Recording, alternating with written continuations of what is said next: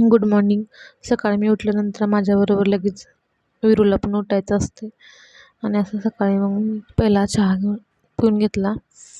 त्यानंतर बाहेर गेले त्यावर रस वगैरे पिला आणि मी मागच्या व्हिडिओमध्ये नाही कोकोपीट टाकून माती अशी खत व्हायला ठेवली होती. तर माझ्याकडे एक मोकळी झाडाची कुंडी होती, त्याच्यामध्ये मी ती माती टाकली आणि त्याच्यामध्ये मी कारल्याच्या बिया लावून घेतल्या.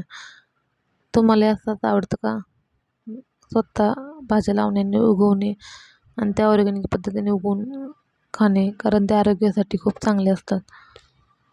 त्यानंतर झाडाला पाणी घालून घेतलं. रात्रीच्या जेवणामध्ये बनवले चिकन नूडल्स. इथे कढईमध्ये गरम पाणी करायला ठेवलं, त्याच्यामध्ये काळी मिरी पावडर टाकले आणि चिकन टाकलं आणि थोडंसं मीठ टाकून घेतलं. चांगलं उकळून दिल्यानंतर चिकन चिरून घेतलं आणि नंतर दुसरी कढई ठेवली. कढई थोडी मोठी घ्यायची म्हणजे ह्याच्यामध्ये चांगलं हलवता येतं.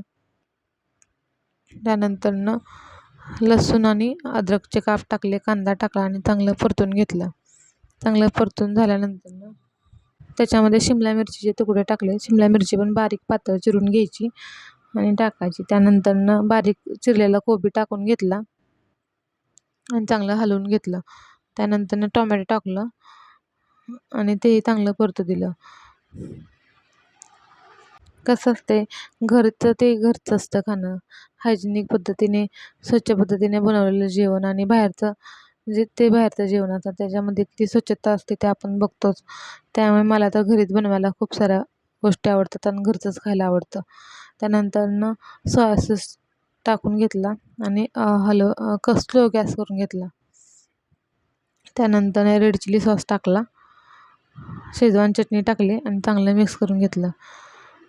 त्यानंतर नूडल्स मसाला टाकला आणि नूडल्स टाकले